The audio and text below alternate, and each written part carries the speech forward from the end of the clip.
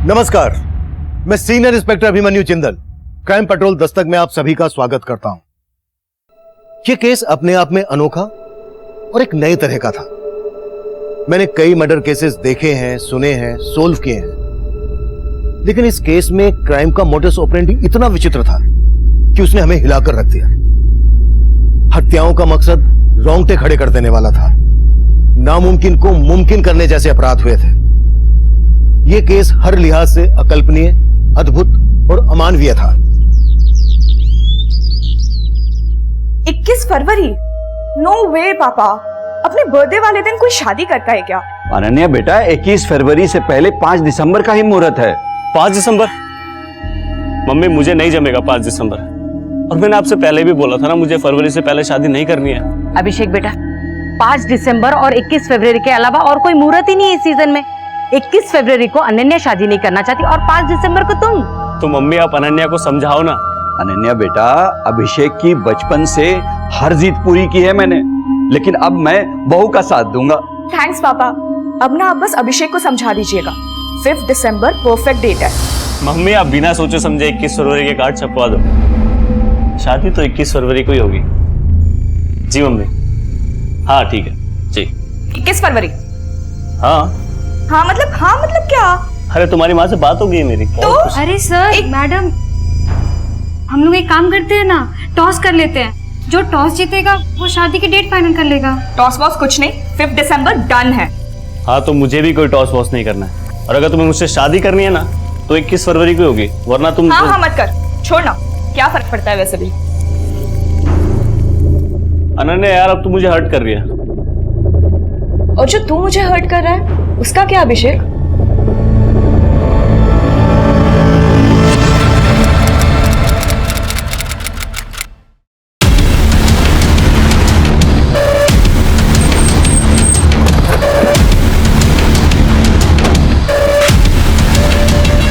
Sir, इस तरह sir, लाश को देख के लग रहा है कि 2 मर्डर हुए हैं, लेकिन बॉडी एक ही मिली है। मतलब इधर आइए सर, पीछे हटिए। सर, किसी लड़की का है और धड़ किसी बुजुर्ग आदमी का।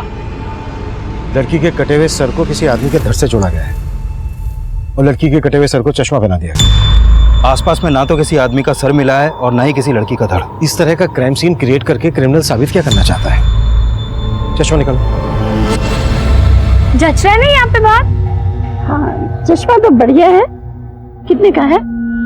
एक लेंगे तो 200 रुपए, और अगर 2 लेंगे तो 300 रुपए। आप एक काम कीजिए, आप अंकल के लिए भी ले लीजिए, फिर आपको फायदा हो जाएगा 100 रुपए का।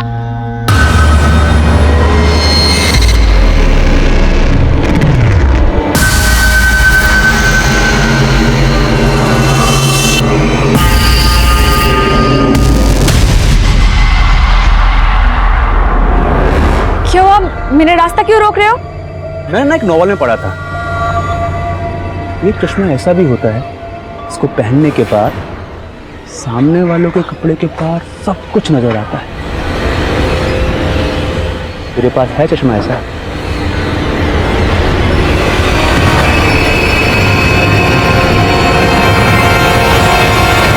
सर, लड़की के सिर और आदमी के धड़ के बीच में ये लकड़ी का टुकड़ा धंसा हुआ मिला था। मतलब इस लकड़ी के सपोर्ट से दोनों लाशों को जोड़ा गया है।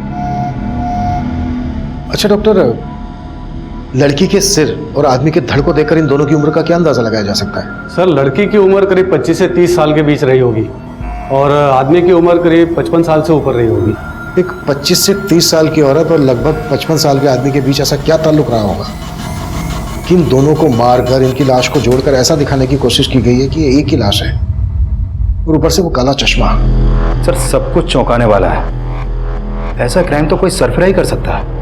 सिर्फरा नहीं, ये किसी बहुत ही दिमागदार आदमी का काम है जिसने 2 मर्डर करके जानबूझकर ऐसा क्राइम सीन क्रिएट करने की कोशिश की है कि हम मर्डर के मोटिव को लेकर शुरुआत से कंफ्यूज हो जाए। विकास, इन दोनों के बाकी के बॉडी पार्ट ढूंढने पर जोर दो और पता करो कि 25 से 30 साल की औरत और लगभग 55 साल के आदमी की कहीं मिसिंग कंप्लेंट फाइल है क्या? Okay sir. हाँ अंकल, कुछ पता नहीं चल रहा अंकल। ना अनन्या मैडम का फोन लग रहा है ना अभिषेक सर का। संगीता बेटा, अभिषेक और अनन्या के दोस्तों से मालूम किया कि वो दोनों कहाँ गए थे? हाँ अंकल, सबको फोन किया लेकिन दोनों को कोई खबर नहीं है। अब अंकल वो अनन्या मैडम की मम्मी का फोन आ रहा है पीछे से, वो भी बहुत परेशान है। मैं आपको फोन करती हूँ 2 मिनट में। ठीक है बेटा।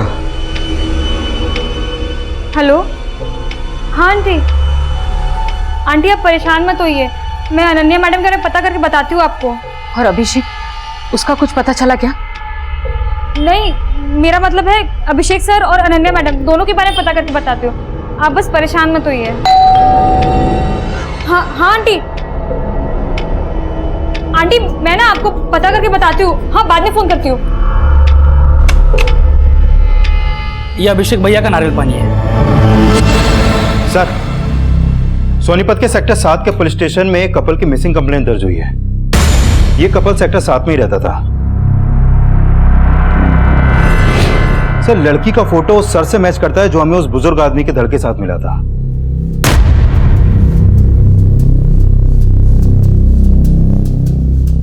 लेकिन इस लड़की के कटे हुए सर के साथ जो हमें जुड़ा हुआ धड़ मिला था, तो ये धड़ तो किसी बुजुर्ग आदमी का था। ये लड़का और लड़की लगभग दोनों सेम एज के लग रहे हैं, तो फिर ये धड़ किस बुजुर्ग आदमी का है? सर, फिलहाल ऐसा कुछ पता नहीं चला है कि इनके साथ कोई बुजुर्ग आदमी भी गायब हुआ था। इन दोनों अभिषेक और अनन्या के बीच रिश्ता क्या है? सर, इन दोनों की शादी होने वाली थी और इनकी मिसिंग कंप्लेंट इनकी मेड संगीता ने करवाई थी। क्योंकि अनन्या की मां बंगाल में रहती है और अभिषेक के पेरेंट्स पंजाब में। इनके घर की चाबी इनकी मेड संगीता के पास रहती है। उस एरिया के पुलिस स्टेशन से कांटेक्ट करो, हमें उस मेड संगीता से मिलना है। Okay sir.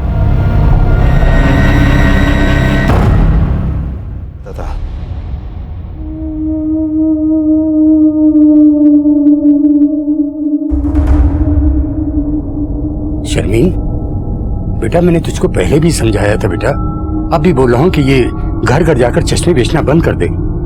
बेटा 15 दिन बाद तेरा निकाह है, अब घर से ज्यादा बाहर मत रहा कर। अब बाहर जाने की कोई जरूरत नहीं बेटा। अब्बा, हमारा गुजारा ना मेरे घर बैठने से चलेगा और ना ही मेरी निगाह करके। और वैसे भी मुझे शादी नहीं करनी। अगर मैं शादी करके चली गई तो आपका क्या होगा? तू अभी तक अपना फर्ज निभाते आई है बेटा, अब मुझे मेरा फर्ज निभाने दे। मेरी फिक्र छोड़ दे बेटा। पर अब्बू, आज तो मुझे जाना ही होगा ना वहाँ पे। कंपनी वालों से मैंने एडवांस ले रखा है, बाकी जो चश्मे हैं वो बेच के पैसे चुकाने हैं मुझे। चलती हूँ।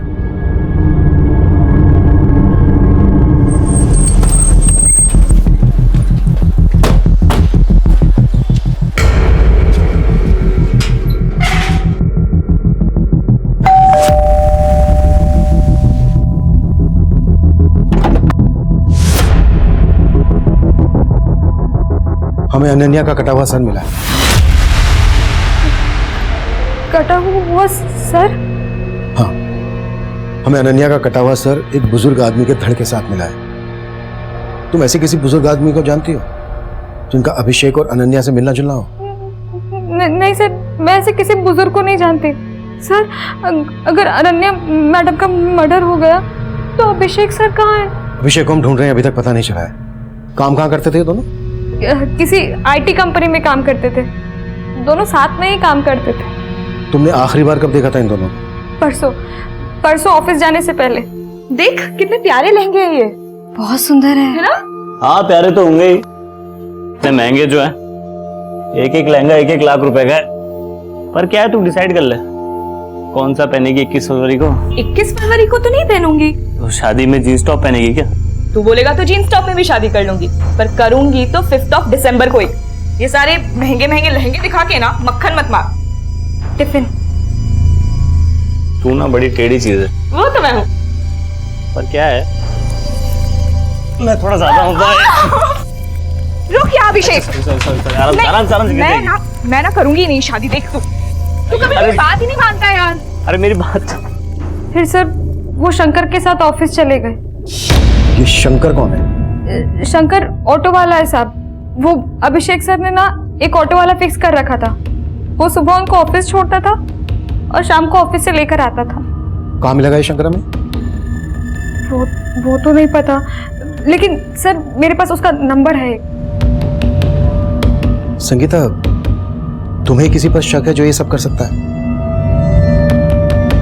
नहीं सर, मुझे कोई अंदाजा नहीं। अभिषेक और अनन्या शादी करने वाले थे। कब होने वाली थी इनकी शादी? सर इनकी शादी की ना 2 डेट निकली थी, एक 21 फरवरी और एक 5 दिसंबर।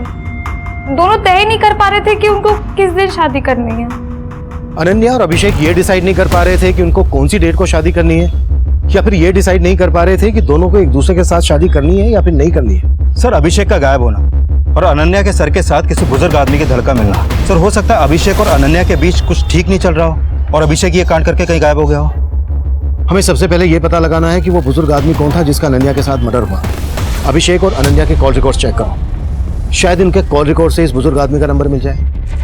इनकी मेड संगीता के बारे में सब कुछ पता करो, शंकर से भी मिलो। मैं इनके ऑफिस जाता हूँ, शायद वहां से पता चल जाए कि बुजुर्ग आदमी कौन था। Sure sir.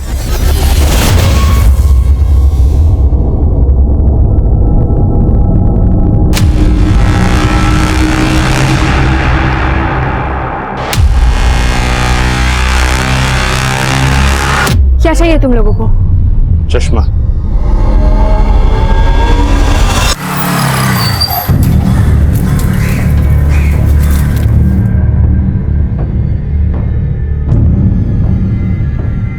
हाँ साहब, संगीता सही बोल रही थी।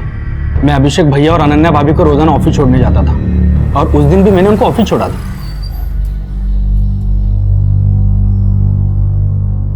चलो भैया, टाइम पे आ जाना। हाँ भैया। लेकिन उस दिन तू उन्हें घर नहीं लाया था, कहाँ लेकर गया था उन्हें? साहब, मैं कहीं नहीं लेके गया था। मैं जब उन्हें ऑफिस लेने गया तो अनन्या भाभी उनके एक दोस्त साहिल के साथ ऑफिस के बाहर आई थी। साहब, उन्होंने अभिषेक भैया के बारे में कुछ नहीं कहा और साहिल के साथ चली गई। ये साहिल कौन है? वो अभिषेक भैया के ऑफिस में काम करते हैं। साहब, फिर अगले दिन मैं उन्हें ऑफिस ले जाने के लिए घर पे गया। ये अभिषेक भैया का नारियल पानी है। भैया और भाभी रेडी ऑफिस के लिए या टाइम लगेगा? वो दोनों तो कल रात से घर ही नहीं आए हैं। और तब मुझे पता चला कि वो दोनों गायब हैं। गायब सिर्फ अभिषेक है, अनन्या का कटा हुआ सर मिला है। क्या? वो भी एक बुजुर्ग आदमी के धड़ के साथ। तू उन्हें रोज ऑफिस के लिए पिकअप और ड्रॉप देता था, उन्हें भैया भाभी कहकर बुलाता था। कोई दूर दूर का रिश्ता था क्या तेरा उनसे? साहब, हमारे बीच कोई रिश्ता तो नहीं है, लेकिन अभिषेक भैया बहुत अच्छे इंसान हैं। हमेशा दूसरों की मदद करने में आगे रहते हैं। साहब, उन्होंने हमेशा मेरी मदद की है। वो मुझ जैसे रिक्शा वाले को क्या, हर किसी को आदर सम्मान देते हैं। तो तू किसी ऐसे बुजुर्ग आदमी को जानता है जिसे तेरे अभिषेक भैया सम्मान देते थे? नहीं साहब, मैं किसी ऐसे बुजुर्ग को नहीं जानता हूं।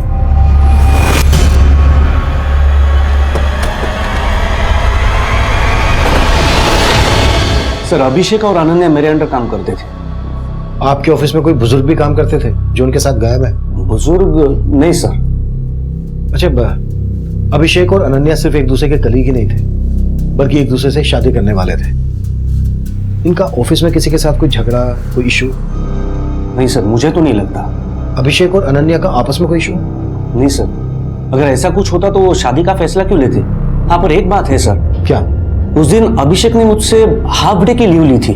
सर, मुझे अभी ऑफिस से जाना होगा। मुझे आज हाफ डे की लीव चाहिए। क्यों, क्या बात है? उसने रीजन तो नहीं बताया, लेकिन वो हाफ डे में ही चला गया था। हमें पता चला है कि उस दिन अनन्या अपने कलीग साहिल के साथ गई थी। साहिल कहाँ है? साहिल ने तो जॉब छोड़ दी। साहिल ने जॉब छोड़ दी? हाँ सर, वो तो बेंगलुरु में शिफ्ट होने वाला था। जिस दिन उसका लास्ट डे था, उसका बर्थडे था, हमने सेलिब्रेट भी किया था। Happy birthday to you, happy birthday to you.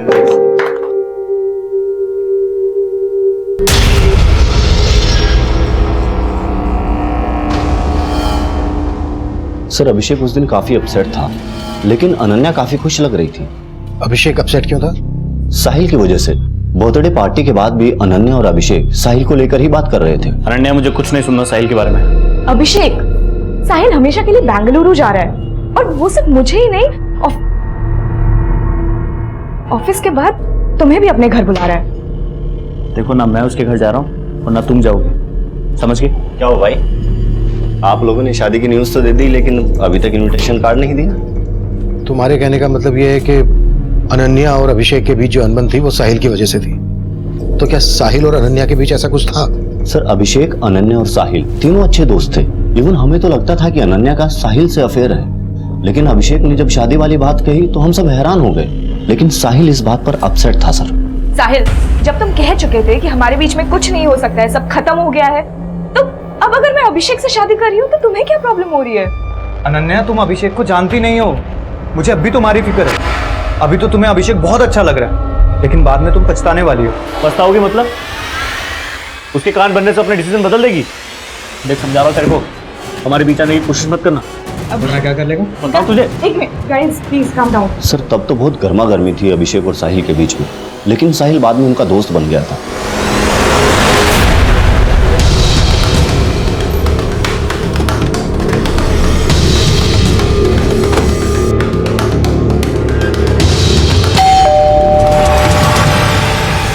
चलो अंदर देखो विकास। सर आप क्या कर रहे हैं सर? तुझे अच्छे से पता है हम यहाँ क्यों आए?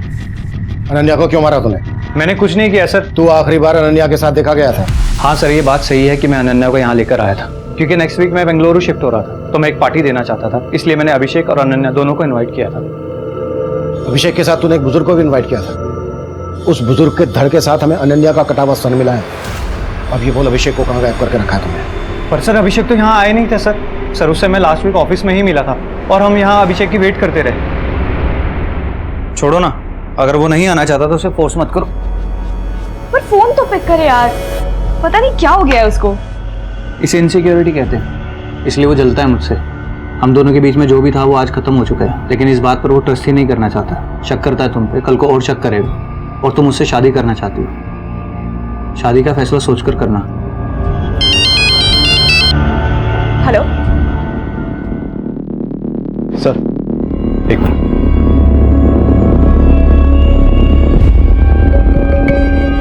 सर, यहाँ कुछ भी सस्पिशियस नहीं मिला, लेकिन अब इस पे भरोसा नहीं कर सकते। उस रात की इसकी एक्टिविटीज चेक करो। ओके सर, मुझे ये भी लग रहा है अगर अनन्या का अभिषेक के अलावा इस साहिल से भी रिलेशन है, तो हो सकता है जिस बुजुर्ग आदमी का धड़ अनन्या के सर के साथ मिला, उसके साथ भी अनन्या का कोई रिश्ता हो, जिसके बारे में किसी को नहीं मालूम।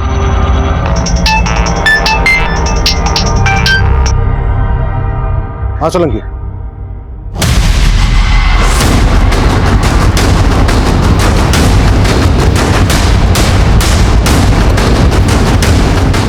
आइए सर ये बॉडी मिली है सर। इसने भी उसी तरह चश्मा पहन रखा है सर। इसका सर बुजुर्ग आदमी का है और धड़ किसी लड़की का है। ये देखिए सर, अभी 10-12 दिन पहले जब मैं गणेश नगर में पेट्रोलिंग कर रहा था तो ये बुजुर्ग मेरे पास भागे आए थे और इन्होंने कहा था कि इनको किसी ने चाकू दिखाकर लूट लिया। सर मैं इनके साथ उस क्राइम स्पॉट पर भी गया था जहाँ पे इनको लूटा गया था। सर उस टाइम मुझे ये बुजुर्ग थोड़े अजीब लगे। मतलब अजीब क्या था इनमें? सर इनको अपने पर्स और चेन से ज्यादा अपने चश्मे की फिक्र थी। चश्मे की फिक्र? देखिए, मुझे घड़ी चैन वगैरह कुछ अगर नहीं मिले तो चलेगा, लेकिन वो चश्मा मुझे मिलना चाहिए। सर उस टाइम ये थोड़े घबराए हुए लग रहे थे तो मैं इनको इनके घर छोड़ा है। ये मेरा बेटा है। क्या हुआ? जी वो किसी ने इनको चाकू दिखा के लूट लिया। क्या? किसने लूट लिया? वो हम लोग पता लगा लेंगे। फिलहाल आप इनको अंदर लेके जाइए, बहुत घबराए हुए हैं। और आप थाने आइए, रिपोर्ट लिखवा के जाइए। सर फिर वो लोग रिपोर्ट लिखवाने आए नहीं। सोलंकी कोई रिपोर्ट लिखवाने नहीं आया तो तुमने अपनी तरफ से पता नहीं किया? वो सर मैं उस टाइम किसी और केस में बिजी था तो दिमाग से निकल गया। लेकिन सर इनका नाम और नंबर मैंने ले लिया था। ये गणेश नगर में रहते हैं सर। इनका नाम विजेंद्र है। सर ये गणेश नगर तो अपने एरिया में आता है। अगर वो धड़ विजेंद्र जी का है जो हमें 3 दिन पहले अनन्या के सर के साथ मिला, इसका मतलब इनकी मौत 3 दिन पहले ही हो गई थी। तो फिर विजेंद्र जी के घर वालों ने इनकी मिसिंग कंप्लेंट क्यों नहीं दर्ज करवाई? और ये सोलंकी बोल रहा है कि इन्हें अपने पैसे, चैन, इन सबसे ज्यादा अपने चश्मे की फिक्र थी। चश्मे की फिक्र? और दोनों क्राइम सीन पर हमें चश्मे मिले। Sir, excuse me sir. Hello, ठीक है सर, अभिषेक और अनन्या के पेरेंट्स सोनीपत आ गए। विकास, तुम अनन्या और अभिषेक के पेरेंट्स और बाकी सबसे पता करो कि इन बुजुर्ग का अभिषेक और अनन्या से क्या कनेक्शन हो सकता है। मैं सोलंकी के साथ इनके घर जाता हूँ और वहां से इनका एक प्रॉपर फोटो भेजता हूँ तुम्हें। श्योर साहब।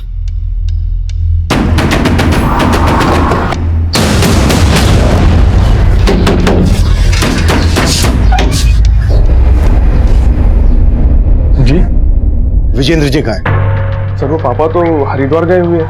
हरिद्वार नहीं गए, मर्डर हो गया उनका। क्या? ये क्या बोल रहे हैं सर आप? हाँ, और काफी टाइम हो गया मर्डर को। अब ये बोलो कि तुम लोग छुपा क्या रहे हो हमसे? सर सर हम कुछ नहीं छिपा रहे सर। पापा 5 दिन पहले ही हरिद्वार जाने का बोल के ही गए थे सर। हरिद्वार किसी के साथ गए थे? नहीं सर, अकेले ही गए थे। चलिए पापा, मैं आपको स्टेशन छोड़ देता हूँ। अरे मैं अकेले चले जाऊंगा, मेरी चिंता मत करना बेटा। उन्हें एक आदमी ने लूटा था, इन्होंने बोला था रिपोर्ट लिखवाने आने के लिए, आई क्यों नहीं? सर वो पापा ने मना कर दिया था रिपोर्ट ना लिखवाने के लिए। पापा शिकंजी। हाँ बेटा।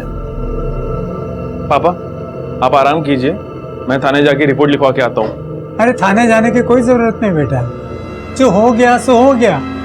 क्या? लेकिन वो तो मुझे अपने मोबाइल और पैसों से ज्यादा अपना चश्मा ढूंढने पे जोर दे रहे थे।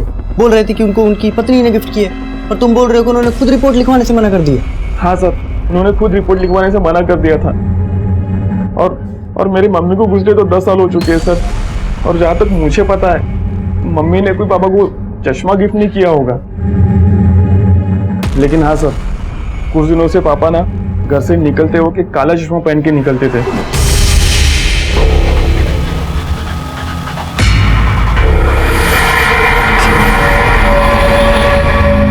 विजेंद्र जी की लाश हमें 2 लड़कियों के साथ मिली। अभी जिस लड़की के साथ लाश मिली उनकी, उस लड़की के धड़ के साथ उनका सर जुड़ा हुआ था।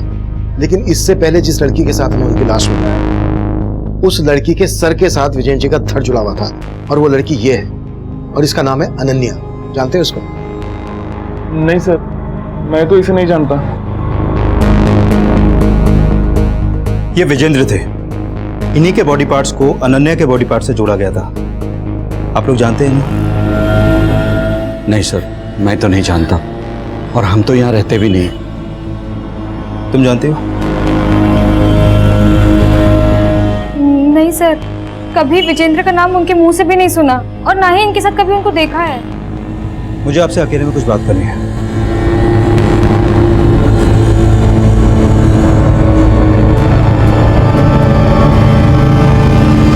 देखिए, मैं सुनने में आया है कि अनन्या और अभिषेक के बीच में सब कुछ ठीक नहीं था। क्या कभी भी अनन्या ने इसके बारे में आपसे बात की? ऐसा कुछ भी नहीं है। वो लोग एक दूसरे से बहुत प्यार करते थे, बहुत खुश थे वो लोग। बल्कि आए दिन वो लोग मुझसे वीडियो कॉलिंग पे बात भी करते थे। माँ देखो, अच्छे है ना? और भी है, ये देखो, सब अभिषेक ने चूज किया है। ये कैसा लग रहा है? मैंने क्या क्या सपने देखे थे उन दोनों के लिए, और एक ही झटके में। लेकिन 21 फरवरी से प्रॉब्लम क्या थी अनन्या को, जो वो शादी नहीं करना चाहती थी? 21 फरवरी को अनन्या का बर्थडे है।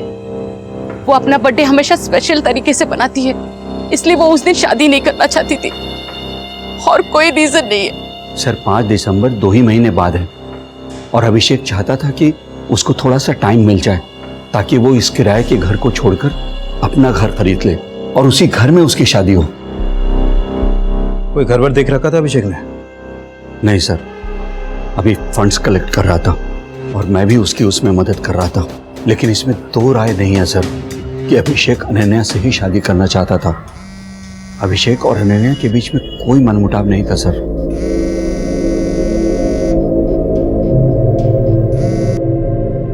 हेलो, हाँ अभी सब कुछ कंट्रोल में है यहाँ पे, लेकिन यहाँ पे फिर से आने की कोई गलती मत करना, वरना तुम भी फंसोगे और मैं भी फंसूंगी।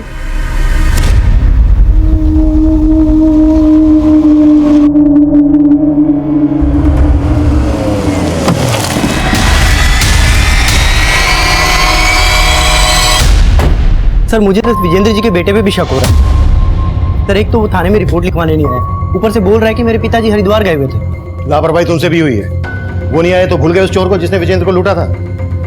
सर मैं गया था विजेंद्र जी के साथ उस जगह। सर मैंने देखा था वहाँ पे कोई सीसीटीवी नहीं था। सर विजेंद्र जी ने उस चोर का हुलिया बताया था, बोला था कि उसने अपना मुंह ढका हुआ था, उसकी आंखें भूरे रंग की थी। तो अब ढूंढो उस भूरी आंख वाले चोर को, शायद वहां से हमें कोई लीड मिल जाए, और इस बार कोई कोताही नहीं होनी चाहिए। जी सर। सर अभिषेक और अनन्या के कॉल रिकॉर्ड में भी विजेंद्र जी का नंबर नहीं मिला, लेकिन दोनों के फोन मुरथल में बंद हुए। अभिषेक के फोन से लास्ट कॉल अनन्या को मुरथल से हुआ, और उसके बाद अनन्या का फोन भी मुरथल तक ट्रेवल हुआ, और फिर इन दोनों के फोन वहां पर बंद हो गए। हमें लाशें मिली गुहाना में और फोन बंद हुए मुरथल में। मुरथल में अभिषेक, अनन्या और विजेंद्र से कनेक्टेड कोई आदमी रहता है क्या? नहीं सर, फिलहाल ऐसा कुछ पता नहीं चला है। गुहाना से लेके मुरथल तक हर एरिया स्कैन करो, शायद बाकी के बॉडी पार्ट्स मिल जाएं। अभिषेक घर खरीदने के लिए फंड का जुगाड़ कर रहा था। हो सकता है ये कांड फाइनेंशियल डिस्प्यूट से जुड़ा हुआ हो। अभिषेक के बैंक ट्रांजैक्शन चेक करो और विजेंद्र के बेटे बहू से मिलो। दोनों जुड़ी हुई लाशों ने एक जैसे काले चश्मे पहने हुए थे। इन चश्मों पे किसी ब्रांड का नाम नहीं है। पता करो इस तरह के काले चश्मे कहां कहां बेचे जाते हैं, शायद वहां से हमें क्रिमिनल के बारे में पता चल जाए। Okay sir. छोड़ दो मुझे, छोड़ दो, मैं पुलिस को जाके सब कुछ बता दूंगी। पुलिस को बताएगी? अरे तू पुलिस के पास ना जाए तभी तुझे यहाँ उठाकर लाए। छोड़ दो। सर, पोस्टमार्टम करने वाले डॉक्टर से एक चौंकाने वाली बात पता चली है। क्या? विजेंद्र जी के सर के साथ जो धड़ हमें मिला था वो धड़ अनन्या का है ही नहीं। व्हाट? हाँ सर, अनन्या का सर उस धड़ के ब्लड सैंपल से मैच ही नहीं करता है।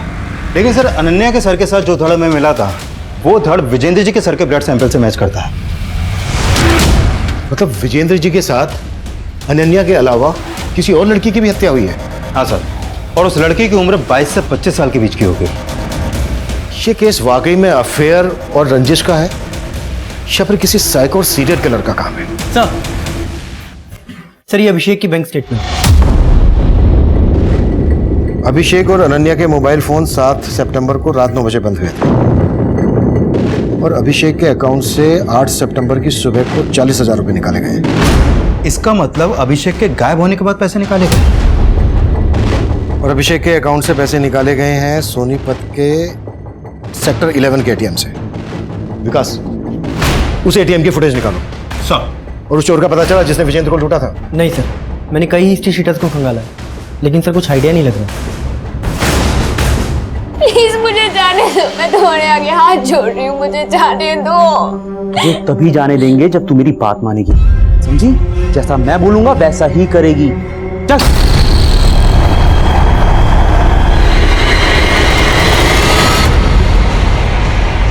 सर, ये उस एटीएम की सीसीटीवी फुटेज है जहां से अभिषेक के डेबिट कार्ड से पैसे विड्रॉ किए गए थे और पैसे अभिषेक ने नहीं, इसने निकाले। साहब मैंने कुछ नहीं किया साहब। बोल, क्या कांड किया तूने और कौन कौन लोग शामिल हैं तेरे साथ? साहब मैंने कोई कांड नहीं किया, खुद अभिषेक भैया ने मुझे डेबिट कार्ड दिया था पैसे निकालने के लिए। हाँ बस। यार तूने वो फाइल दिया था क्या? हाँ बस हो ही गया कंप्लीट। हाँ भैया मैं आपसे बोला था ना, मुझे 30,000 रुपए की जरूरत थी, तो कुछ हो जाता तो। अरे हाँ, एक मिनट। 40,000 निकाले ना, 10,000 मुझे चाहिए। साहब वो कार्ड उन्होंने मुझे उनके गायब होने के 2 दिन पहले दिया था। बेवकूफ समझ रहा है हमें, कहानी बना रहा है। साहब मैं कोई कहानी नहीं बना रहा, अभिषेक भैया ने खुद मुझे कार्ड दिया था और एक्स्ट्रा 10,000 रुपए निकालने के लिए कहा था। वो तब से लेके अभी तक जेब में लेके घूम रहा हूँ, लेकिन वो अचानक से गायब हो गए। तो वो जहाँ गायब है तू जानता है? साहब मैं नहीं जानता हूँ। अभिषेक सर अपना कार्ड शंकर को क्यों देंगे? सर ये शंकर जरूर झूठ बोल रहा है।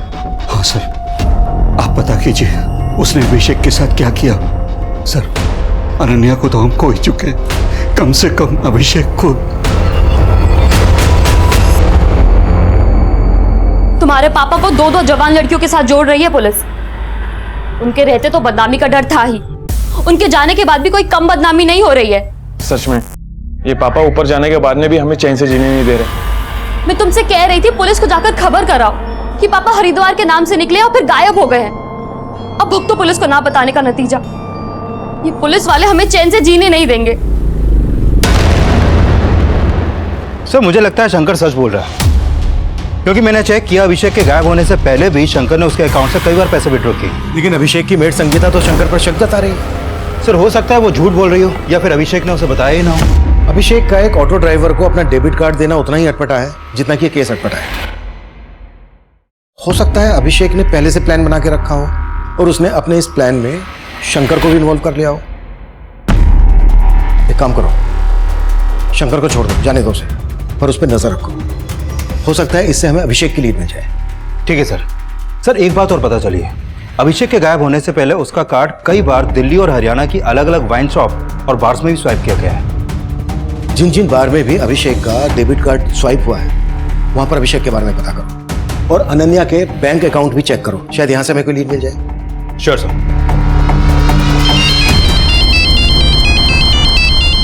केतन सर।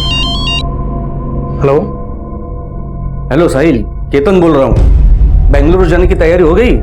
सर आप क्यों जले पे नमक छिड़क रहे हैं? पहले ही पुलिस वालों ने मुझे शहर से बाहर जाने को मना किया। सारा प्लान चौपट हो गया है। पर मुझे तो लगता है इन सबके चक्कर में ना बेंगलुरु की जॉब हाथ से ना चली जाए। टेंशन मत लेना, वहां की जॉब हाथ से निकल गई ना तो अपनी कंपनी में काम करने वापस आ जाना, ठीक है? Okay sir.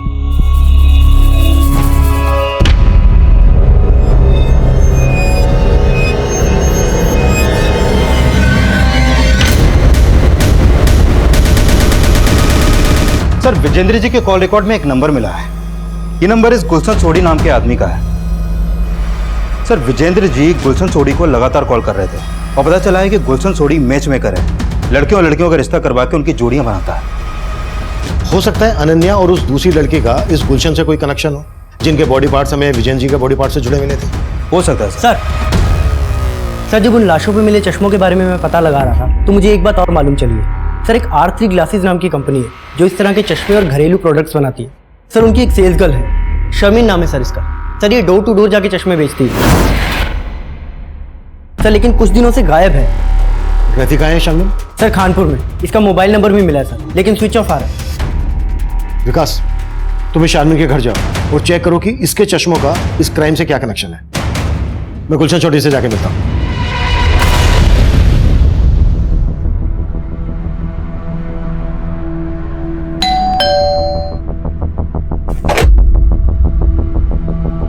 जी गुलशन चौधरी। जी सर। हमें विजेंद्र जी के बारे में बात कर रहे हैं। हाँ साहब, मेरी बेटी शर्मिन चश्मे बेचती है। मगर आप ये सब क्यों पूछ रहे हैं? कहाँ है वो? बुलाइए उसको, बात करनी है। बात?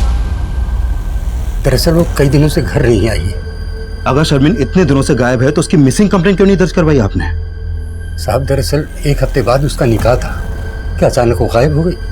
उसको ढूंढते साहब, कहीं से उसको ढूंढते। जी वो विजेंद्र जी तकरीबन 3 महीने पहले मिले थे मुझे। दरअसल वो शादी करना चाहते थे। विजेंद्र जी शादी करना चाहते थे? हाँ जी। अच्छा आपने उनका किसी के साथ रिश्ता करवाया था? जी मैंने उनको उनकी उम्र की काफ़ी सारी औरतों की फोटोएं दिखाई थी। ये देखिए सर, ये सारी औरतें आपकी तरह सेकंड इनिंग की शुरुआत करना चाहती हैं। Second inning? नहीं नहीं नहीं नहीं नहीं, मैं ऐसे औरत से शादी करना चाहता हूँ जिसकी अभी तक शादी हुई ना हो। पर उनकी मांग जानकर मैं तो खुद परेशान हो गया। फिर मैंने उनको बताया कि जैसे कोई ऐसा रिश्ता आएगा तो फिर मैं आपको इन्फॉर्म कर दूंगा। हमें उनकी लाश 2 जवान लड़कियों के साथ मिली है। लाश? हाँ, और उनमें से एक लड़की ये थी। इसका नाम है अनन्या। आप जानते हैं इसको? जी नहीं, मैं नहीं जानता इसको। किसी दूसरी जवान लड़की के साथ रिश्ते की बात करवाई थी इनकी? सर जी कोई पला जवान लड़की इतने बुजुर्ग आदमी के साथ शादी क्यों करेगी? अच्छा विजेंद्र जी शादी करना चाहते थे, ये बात उनके घर वालों को मालूम थी? नहीं जी, मुझे तो विजेंद्र जी अकेले मिलने आते थे। ये शर्मिन नाम की लड़की भी शादी करना चाहती थी। आप जानते हैं इसको? नहीं सर, मैं नहीं जानता। सर पापा इस उम्र में शादी क्यों करेंगे? जरूर आपको कोई गलत इन्फॉर्मेशन मिली है सर। तुम्हारे पापा गुलशन सोडी नाम के मैच मेकर से मिल रहे थे लगातार। ये गुलशन ही तुम्हारे पापा के लिए रिश्ते ढूंढ रहा था। ये सब झूठ है सर। पापा तो मम्मी से बहुत प्यार करते थे सर। देखो अगर हमसे कुछ भी छुपा रहे हो तो सच बोल दो, वरना तुम्हें बहुत परेशानी होगी। हम आपसे कुछ नहीं छुपा रहे सर। जरूर ये मेरे पापा को बदनाम करने की चाल है। वो गुलशन आपसे झूठ बोल रहा होगा सर।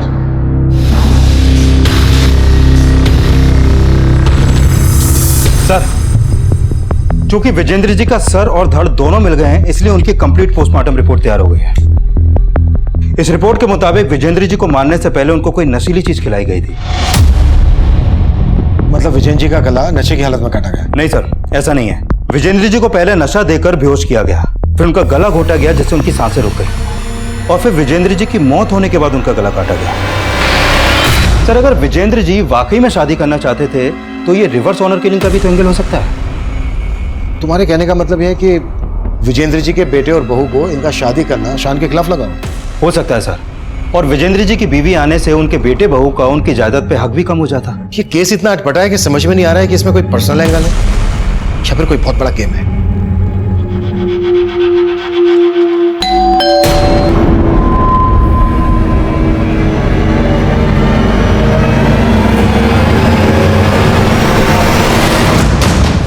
सर मुझे लगता है ये केस पर्सनल एंगल से ही क्रैक हो सकता है।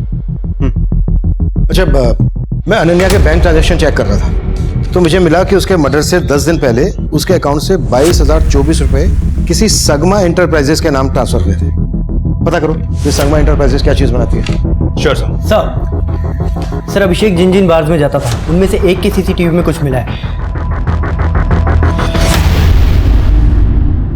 अभिषेक के साथ इसमें 2 लड़के दिख रहे हैं, एक का चेहरा दिख रहा है और एक का नहीं दिख रहा है। सर दूसरे लड़के के बारे में हमें उस शंकर से पता चल जाएगा।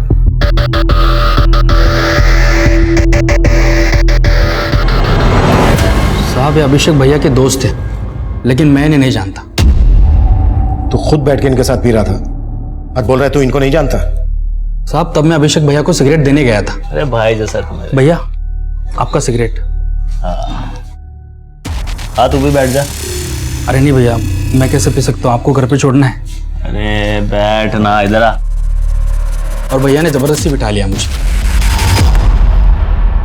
इसका स्केच बनवा सकता है?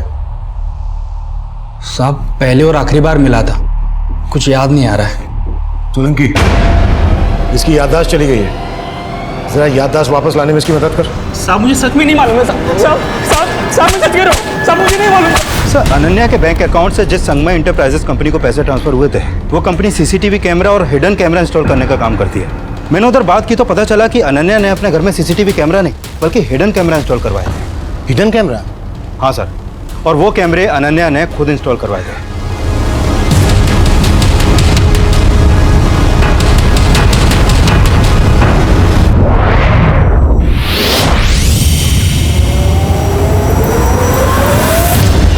सर मुझे लग रहा है अनन्या ने वो कैमरे इसलिए इंस्टॉल करवाए क्योंकि उसे अभिषेक पे शक था कि वो उसकी एब्सेंस में किसी और लड़की को घर पे लाता होगा।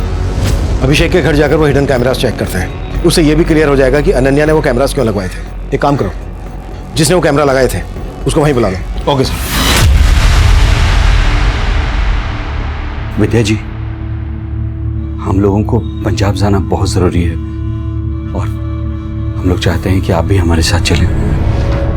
नहीं, आप लोग अभिषेक के बिना पंजाब जा सकते हैं, लेकिन जब तक मेरी बेटी के लाश के बाकी हिस्से नहीं मिल जाते मैं कहीं नहीं जाऊंगी।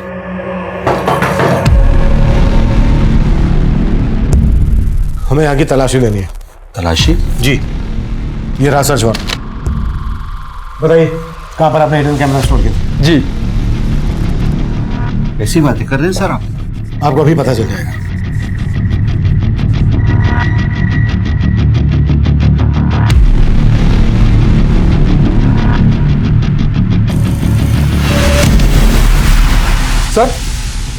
सर हमने जो कैमराज लगाए थे वो गायब है। उनकी फुटेज जरूर किसी पीसी या लैपटॉप में स्टोर की गई। कुछ मिला? पीसी या लैपटॉप? हाँ सर, ऊपर एक लैपटॉप है। चेक करो।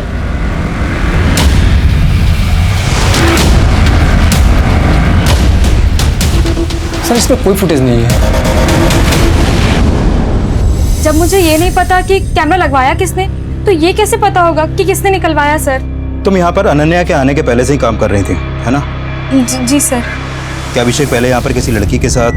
नहीं सर, अभिषेक सिर्फ ऐसे नहीं थे जैसा आप सोच रहे हैं। हो सकता है संगीता भी शंकर की तरह अभिषेक की वफादारी कर रही हो। लेकिन सर शंकर तो कुछ उगल ही नहीं रहा और संगीता के खिलाफ भी अभी तक कुछ नहीं मिला है। सर अभिषेक के साथ जो ये लड़का बार में बैठा है, इसका मोबाइल नंबर हमें इस शमीन के कॉल रिकॉर्ड में मिला है। व्हाट? जी सर सत्यम नाम है इसका। इसका मोबाइल नंबर भी कई दिनों से बंद आ रहा है।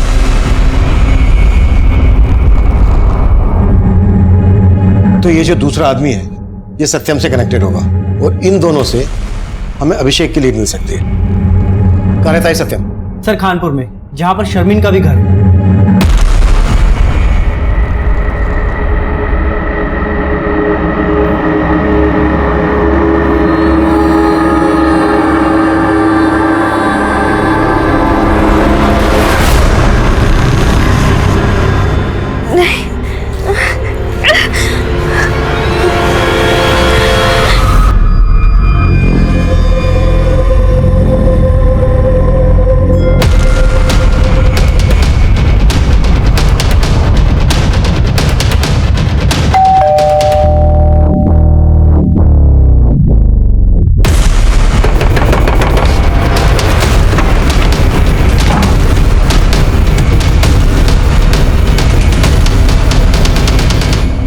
सर फेस पर, इसके हाथों पर, बॉडी पर कई जगह चोटों के निशान हैं। ऐसा लग रहा है जैसे इसको मार पड़ी हो। लेकिन दरवाजा अंदर से लॉक था। इसने वाकई में सुसाइड किया है? और ये फांसी की रस्सी कुछ अजीब नहीं लग रही? सर जी, ये राजू है, सत्यम का पड़ोसी।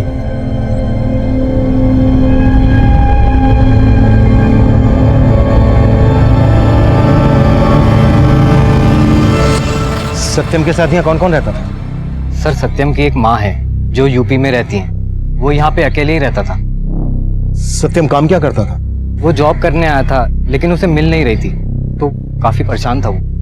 अच्छा, सत्यम एक शारमिन नाम की लड़की के साथ काफी टच में था। यह है शारमिन, जानते हो इसको? सर जानता तो नहीं हूँ, लेकिन काफी बार इसे आते जाते देखा है यहाँ पे। सत्यम के साथ जो ये लड़का है, इसका नाम है अभिषेक। और ये जो दूसरा लड़का है, इसको जानते हो? शायद इसका भी आना जाना हो। नहीं सर, मैं इसके बारे में कुछ नहीं जानता। सर शामिन सत्यम को जानती थी और सत्यम अभिषेक को। कहीं ऐसा तो नहीं कि अभिषेक का शामिन से अफेयर हो, जिसके लिए अनन्या ने अपने घर में कैमरा इंस्टॉल करवाया और अब शायद शामिन अभिषेक के साथ गायब है। लेकिन शारमिन अभिषेक के साथ गायब है या अकेली गायब है, ये कंफर्म कैसे होगा? और इस सबके बीच में सत्यम की मौत का क्या राज है? विकास, एक काम करो, अभिषेक के घर के रास्ते में जितने भी सीसीटीवी हैं खंगालो और शारमिन के अब्बू से अभिषेक और सत्यम के बारे में बात करो। Okay sir. नहीं साहब, मैं इनमें से किसी को नहीं जानता और मेरी बेटी या किसी के साथ कोई चक्कर नहीं था। अरे उसकी तो अभी शादी होने वाली थी।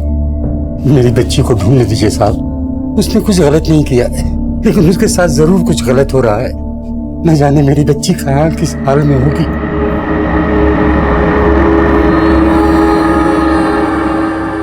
शारमिन तब हमारे लिए पहेली बनी हुई थी। तब हम उसे सस्पेक्ट मानकर चल रहे थे, लेकिन वो इस केस में एक विक्टिम थी। वहीं सत्यम तब हमारे सामने इस केस में एक विक्टिम बनकर आया था। उसकी मौत संदिग्ध हालत में हुई थी। सत्यम की लाश जिस रस्सी से लटकी हुई मिली थी, वो रस्सी हमारा ध्यान खींच रही थी। आदमी औरत की जुड़ी हुई लाशें, काला चश्मा और वो रस्सी, इस केस में सब कुछ विचित्र था और ये सिलसिला थमने का नाम नहीं ले रहा था। और इन विचित्र पहेलियों में एक और पहेली जुड़ने वाली थी। सर अभी तक हम मान रहे थे कि 3 मर्डर हुए हैं और हमें अनन्या के धड़ और एक लड़की के सर की तलाश थी, लेकिन यहाँ पर तो लड़की के सर के साथ साथ एक और लड़के का धड़ मिला। ये देखिए सर। चश्मा निकालो। 4 मर्डर हो गए, वो भी इस ढंग से। विकास, हमें जल्द से जल्द कुछ करना होगा, नहीं तो ऊपर जवाब देना मुश्किल हो जाएगा। सर अनन्या के अलावा लड़की का सर तो मिला है। हो सकता है ये सर उसी लड़की का हो जिसका धड़ में मिला था, जिससे उसकी पहचान हो जाए। धड़ किसी जवान आदमी का लग रहा है।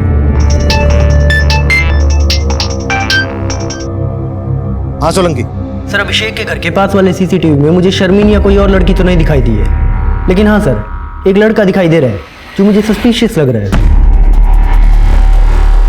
ये देखिए सर, ये रास्ता अभिषेक के घर की तरफ जाता है और अभिषेक और अनन्या के गायब होने के पहले ये लड़का लगभग रोजाना अभिषेक के घर की तरफ जाता था और कई घंटों बाद लौटता था।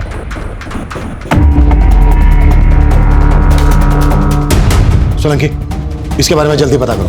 सर। विकास, सत्यम के कॉल रिकॉर्ड चेक करो और पता करो कि उसके कॉल रिकॉर्ड्स में इस लड़के की शक्ल वाले किसी आदमी का नंबर है क्या। हो सकता है ये लड़का वही हो जो बार में अभिषेक और सत्यम के साथ बैठा था। Okay sir. हाँ सर, इस लड़के को मैंने एक आध बार अभिषेक के घर से निकलते हुए देखा था और जब उस दिन वो अभिषेक के घर से जब बाहर निकल रहा था तो अभिषेक की मेड ने दरवाजा बंद किया था। मैं बताती हूँ सर। वो खेमचंद है। तेरा और खेमचंद का इस कांड से क्या लेना देना है? कोई लेना देना नहीं है सर, वो बस मेरा बॉयफ्रेंड है सर। बॉयफ्रेंड? कहाँ मिलेगा तेरा बॉयफ्रेंड खेमचंद? सर वो एवरेस्ट प्लाजा बिल्डिंग में गार्ड है।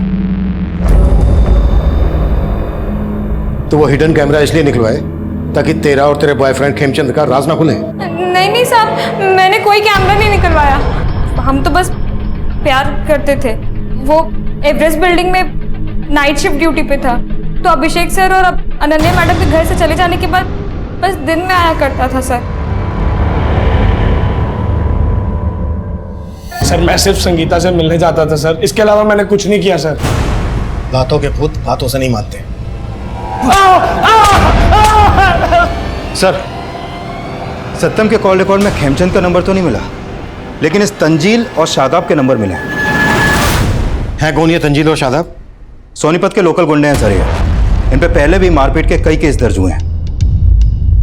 सत्यम का इन गुंडों के साथ कनेक्शन था, तो फिर सत्यम की लाश उसी के घर में मिलने का क्या चक्कर है? सर फिलहाल तो यही मालूम चला है कि सत्यम जॉब ना मिलने की वजह से परेशान था। शायद पैसों की तंगी की वजह से उसने सुसाइड किया हो। लेकिन सत्यम की बॉडी पर हमें मारपीट के निशान मिले थे। विकास, शादाब और तंजील को उठा के लेकर आओ। हो सकता है बार में अभिषेक और सत्यम के साथ जो वो दूसरा लड़का है वो इन दोनों में से कोई है। Okay sir.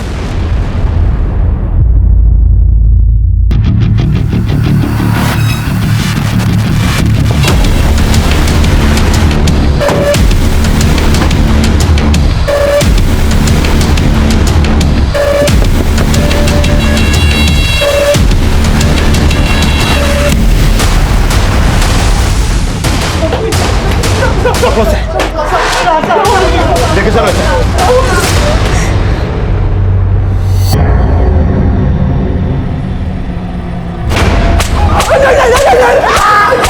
सोलंके, साहब हमने किसी को नहीं मारा साहब। मैं शर्मिन को पसंद करता था साहब, और वो सत्यम को चाहती थी, उससे निकाह करना चाहती थी, इसलिए हमने उसको उठा लिया साहब।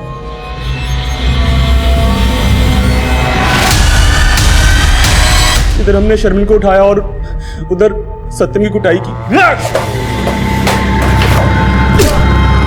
साले, हमारे धर्म की लड़की के साथ निकाह करेगा तू? तू निकाह करेगा? तू निकाह करेगा? सत्यम नहीं माना तो उसे मार के फांसी पर लटका दिया। फांसी नहीं साहब, हम सिर्फ उसको फोन करके धमकी दिया करते थे, और जब वो नहीं माना तो बस उसकी पिटाई की और कुछ नहीं किया साहब। ये सब तुमने शारमिन के अब्बू के कहने पे किया ना? क्योंकि उन्हें पता चल गया था कि सत्यम और शारमिन का अफेयर चल रहा है। नहीं सर, शारमिन के अब्बू तो उसका निकाह किसी और से कराना चाहते थे, और शर्मिन को मैं पसंद करता था, इसलिए शर्मिन को मैंने निकाह के लिए बोला था। सत्यम को भूल और मुझसे निकाह कर ले। प्यार करती हूँ मैं उसे। सोलंके, तंजील और शादाब ने जो बयान दिए थे उनके बयान से इन जुड़ी हुई लाशों के राज नहीं खुल रहे थे। और शारमिन से हमारा बात करना इसलिए भी जरूरी था क्योंकि शारमिन जिस तरह के काले चश्मे बेचा करती थी उसी तरह के काले चश्मे इन जुड़ी हुई लाशों ने भी पहने हुए थे। लेकिन तंजील और शादाब की हैवानियत का शिकार होने के बाद फिलहाल वो इस कंडीशन में नहीं थी कि बयान दे सके। अब इस केस में एक नया सिरा खुलने वाला था, और ये सिरा हमारी इन्वेस्टिगेशन की नई दिशा तय करने वाला था। सर, जिस दूसरी लड़की का सर हमें मिला था उसको इस गुलशन के एक पड़ोसी ने आइडेंटिफाई किया है। सर, उस आदमी ने बताया कि उसने इस लड़की को गुलशन के घर में कई बार जाते हुए देखा है, और सर विजेंद्र जी का बेटा नमन भी कुछ दिन पहले गुलशन के घर में देखा गया।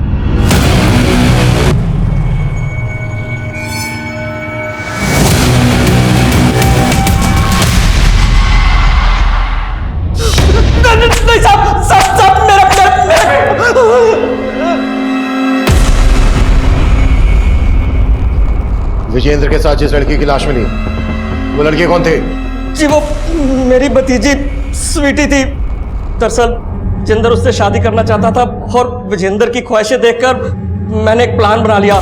क्योंकि विजेंद्र के नाम काफी जमीन जायदाद थी, तो मैंने सोचा कि स्वीटी की उससे शादी करवा दूंगा, और विजेंद्र जब अपनी मौत मरेगा तो सारा कुछ उसके नाम हो जाएगा। इसलिए स्वीटी को सोनीपत बुलाकर मैंने ये जाल बुन दिया।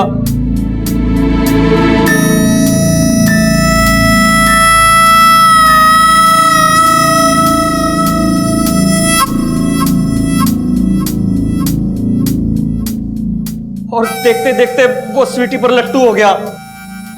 वो उसको घुमाने लगी, और पिछले दिनों वो स्वीटी को पार्टी पर भी लेकर गया था। कौन सी पार्टी? जी वो तो मेरे को मालूम नहीं है, पर जब से वो गई है तब से लौटी नहीं। मैं उसकी मिसिंग कंप्लेंट लिखवाता तो खुद भी फंस सकता था, इसलिए मैं चुप्पी मारकर बैठ गया साहब। विजेंद्र का बेटा नमन भी तेरे से मिलने आता था? क्यों मिलने आता था? साहब आपके मिलने के बाद आया था वो। जी कहिए। मैं जानता हूँ कि तुम इस लड़की के साथ मिलकर मेरे पापा विजेंद्र को घुमा रहे हो, बोलो कौन है वो लड़की? भाई कौन सी लड़की? तुम्हें कोई गलतफहमी हो गई है। मैं किसी लड़की बड़की को नहीं जानता। मैंने उसको झूठ बोला था क्योंकि साहब मैं डर गया था कि वो आपको कुछ बता ना दे। सर मुझे नहीं मालूम कि मेरे पापा किसी लड़की से मिल रहे थे। जब आपने मुझे गुलशन के बारे में बताया तब मैं वहां गया, और जानना तो जरूरी था ना सर कि वो लड़की कौन थी जिसके चक्कर में मेरे पापा को लेकर लोग तरह तरह की बातें बना रहे थे। और इसी लोग लज्जा से बचने के लिए तूने अपने पापा और उस लड़की को? नहीं सर, मैंने ऐसा कुछ नहीं किया। गुलशन ने हमें बताया कि तेरे पापा स्वीटी के साथ एक पार्टी में गए थे। इस बारे में कुछ जानता है? पार्टी? हाँ। नहीं सर, पापा तो मुझे हरिद्वार जाने का बता के गए थे।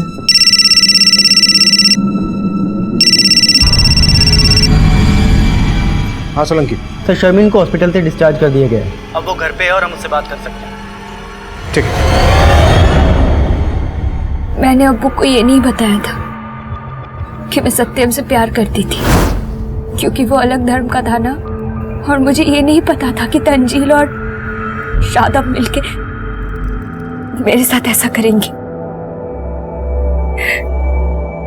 और मुझे लगता है सत्यम की मौत के पीछे वही लोग जिम्मेदार हैं। शर्मीन, जिस तरह के चश्मे तुम बेचती हो उसी तरह के चश्मे उन जुड़ी हुई लाशों ने पहने हुए थे।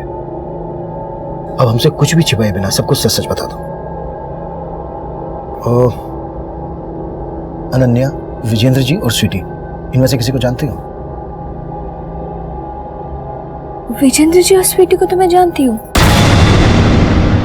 सत्यम जहाँ जॉगिंग करने जाता था विजेंद्र जी भी वही आते थे। दोनों की दोस्ती भी हो गई थी, और सत्यम ने मुझे एक बार स्वीटी और विजेंद्र जी दोनों से मिलवाया था, और उस दिन स्वीटी ने मेरे से चश्मा लेके विजेंद्र जी को गिफ्ट किया था। सत्यम अभिषेक को भी जानता था, और सत्यम और अभिषेक के साथ ये जो लड़का है इसको जानती हो? नहीं सर, मैं इनको नहीं जानती।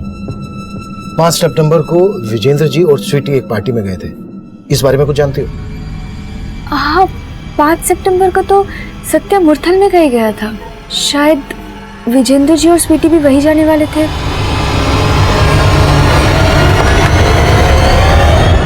सर अनन्या और अभिषेक का फोन भी मुरथल में ही बंद हुआ था,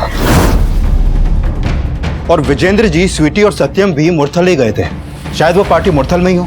लेकिन गुहाना में लगभग 15-15 किलोमीटर की दूरी पर हमें सबकी लाशें मिली, और मुरथल में सब क्यों और किस वजह से इकट्ठा हुए? सर हो सकता है अभिषेक ने इन सबको वहां पर इकट्ठा किया हो। पर किस मकसद से?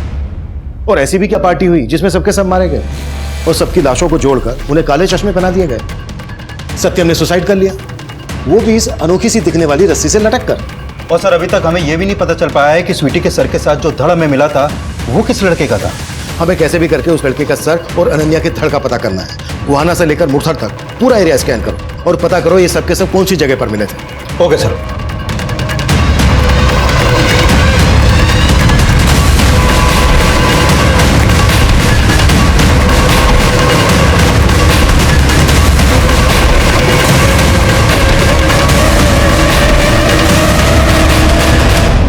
ये तो अभिषेक है। अभिषेक को हम सस्पेक्ट मानने की गलती कर रहे थे, लेकिन तब ये साफ हो गया था कि अभिषेक, अनन्या, विजेंद्र और स्वीटी का मर्डर हुआ था। और सत्यम की पोस्टमार्टम रिपोर्ट से भी ये साफ हो गया था कि सत्यम ने सुसाइड किया था। बाकी के विक्टिम्स की पोस्टमार्टम रिपोर्ट और फोरेंसिक रिपोर्ट इस केस में नए राज खोलने वाली थी। अभिषेक, अनन्या, विजेंद्र जी और स्वीटी, इन सबकी पोस्टमार्टम रिपोर्ट के मुताबिक इन सबको मारने से पहले बेहोशी की दवा दी गई, और फिर इनका गला घोटा गया जिनसे इनकी मौत हो गई, और मौत होने के बाद ही इनका गला काटा गया। और सर इस रिपोर्ट में यह भी सामने आया है कि 5 सितंबर को लगभग एक ही टाइम पर इन सबको मारा गया।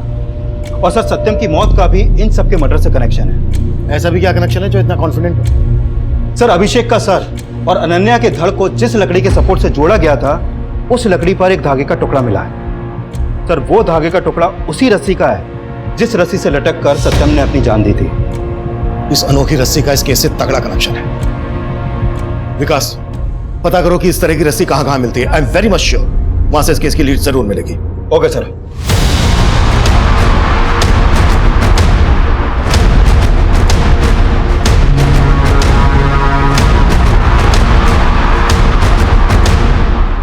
नहीं सर, ऐसी रस्सी कोई सप्लायर नहीं बनाता।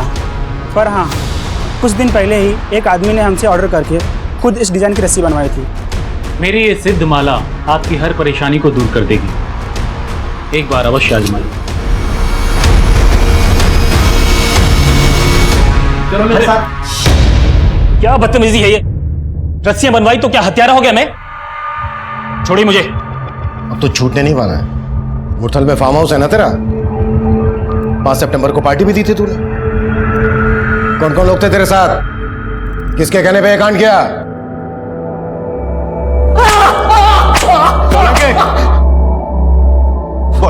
बता दो सब सिर्फ सत्यम ही नहीं, मैं भी तंगी से बहुत परेशान था। मेरे घर पे प्रेग्नेंट बीवी थी और गांव में सत्यम की बूढ़ी माँ। साहब हमें जॉब नहीं मिल रहा था। हताश होकर एक दिन हम एक बार में गए। वहाँ हमारी मुलाकात अभिषेक से हुई। वो अक्सर उस बार में आता था। बहुत ही जिंदा दिल आदमी था साहब वो। जब हमने अपनी तकलीफों के बारे में उसे बताया तो वो बोला, देखो तुम दोनों फिक्र मत करो, मेरे अच्छे कॉन्टेक्ट से मैं तुम दोनों की जॉब लगवा दूंगा। सिर्फ कुछ ही मुलाकातों में अभिषेक ने सिर्फ अपने बारे में ही नहीं, अपने बीवी अनन्या के बारे में भी सब कुछ बता दिया था। उसने पैसों से भी हमारी काफी मदद की थी साहब। जगह जगह जॉब इंटरव्यूज के लिए भेजा, लेकिन हमारी किस्मत खराब थी साहब, कुछ काम ही नहीं मिला हमको। फिर हमें लगा हमारा ग्रह नक्षत्र खराब है। फिर हम एक बाबा के पास गए। तंत्र शास्त्र में कुछ भी असंभव नहीं है, कुछ भी। मैंने वर्षों तंत्र विज्ञान के एक नुस्खे पे काम किया है और उस नुस्खे से मैं तुम्हें एक ऐसी चीज दे सकता हूं जिसे अपने पास रखने से तुम्हें नागमणि रखने से भी ज्यादा लाभ होगा। सर बस मुझे नौकरी और मेरा प्यार शर्मिन मिल जाए, उसके लिए मैं कोई भी उपाय करने के लिए तैयार हूँ। हाँ ये सच है। मैंने ही राजू और सत्यम से कह के 2 सच्चे प्यार करने वाले जोड़ों को वहां बुलवाया था। सर मैं अभिषेक को जानता था, मालूम था कि वो अनन्या से सच्चा प्यार करता है। वहीं सत्यम की पहचान विजेंद्र अंकल से थी, वो भी किसी जवान लड़की के प्यार में पागल थे। फिर उस रात हमने उन लोगों को झूठ बोला कि हमारी जॉब लग गई है और पार्टी के लिए उन्हें मुरथल बुला लिया। बाबा ने हमको बोला था कि उस रस्सी से चारों का गला घोट के मारना है, इसलिए सबसे पहले हमने उनकी कोल्ड ड्रिंक में नशे की दवा मिला दी थी और फिर उन्हें पिला दी।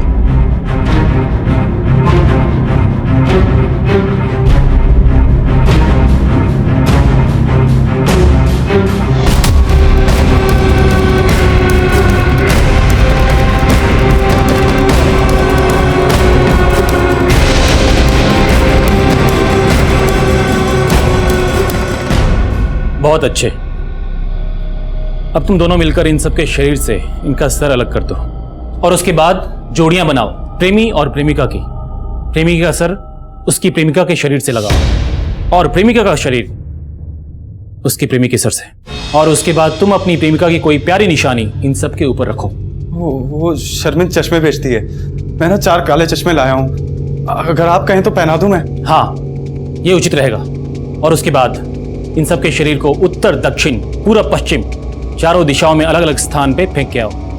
मैं तब तक इस यज्ञ की रस्सी को पवित्र करता हूं।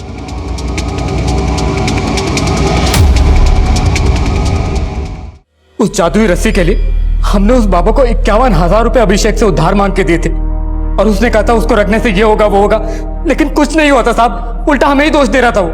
मेरी साधना में कोई कमी नहीं थी। पहले तो मुझे लगा था शायद उनके प्रेम में कोई त्रुटि थी, उनका प्यार सच्चा था ही नहीं, शायद इसलिए मेरी रस्सी का असर नहीं दिखा। लेकिन बाद में पता चला उन मूर्खों ने प्रेमी प्रेमिका की जोड़ियां ही गलत बनाई थी। उसने तो अपना पल्ला झाड़ दिया और हम इतना सब कुछ करने के बावजूद वही के वही थे। ऊपर से तंजील और शादाब शर्मिन को उठा के ले गए थे। सत्यम बहुत टूट गया था अंदर से साहब। पता नहीं कहाँ ले गए वो शर्मिन को, लेकिन छोड़ूंगा नहीं उनको। रुक सत्यम रुक, होश से काम ले। होश ही तो नहीं है यार, और सबसे ज्यादा होश तो इस जादुई रस्सी ने उड़ा के रखे हैं। सोचा था इस रस्सी के मिलने से सारे काम बन जाएंगे, लेकिन अपने दोस्तों को मार दिया यार। मैं गलत करा राजू, इसीलिए हमारे साथ गलत हो रहा है।